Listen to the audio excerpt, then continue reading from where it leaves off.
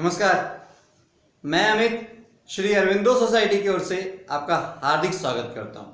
आज हम शिक्षा में शून्य निवेश नवाचार अर्थात ZIIEI कार्यक्रम के द्वारा संकलित किए गए एक रोचक नवाचार गृह कार्य परिवेश में व्यवहारिक शिक्षा लेकर आए हैं।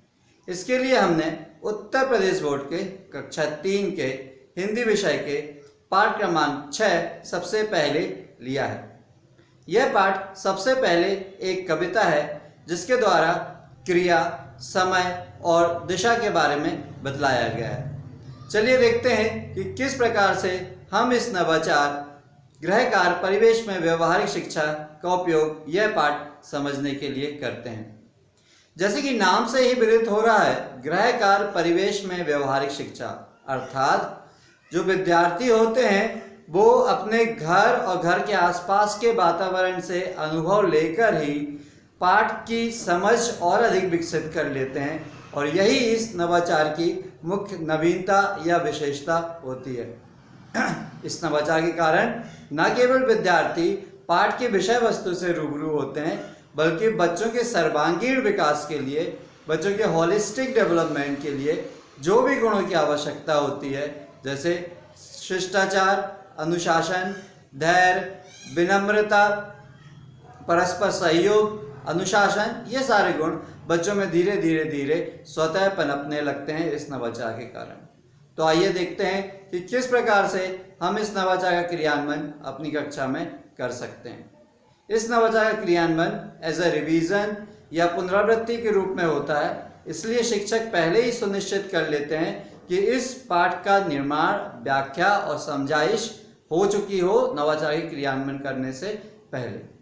अब जब नवाचार का क्रियान्वयन किया जाता है तो उसमें कुछ सारणी बनाई जाती है और वो सारणी विद्यार्थियों को दे दी जाती है घर ले जाने के लिए और बोला जाता है कि आप घर जाइए और ये जो कविता आपने समझी है यहाँ पे, वो अपने शब्दों में वो कविता अपने घर जाके सुनाइए अभिभावकों को और उसके बाद ये सारणी भर के लाइए और दूसरे दिन सभी विद्यार्थियों को आपको ये कहानी, ये जो सारणी है, जो तालिका है, इसको सुनाना है। ऐसा सभी विद्यार्थी करते हैं तो पाठ की समझ बहुत अधिक विकसित हो जाती है।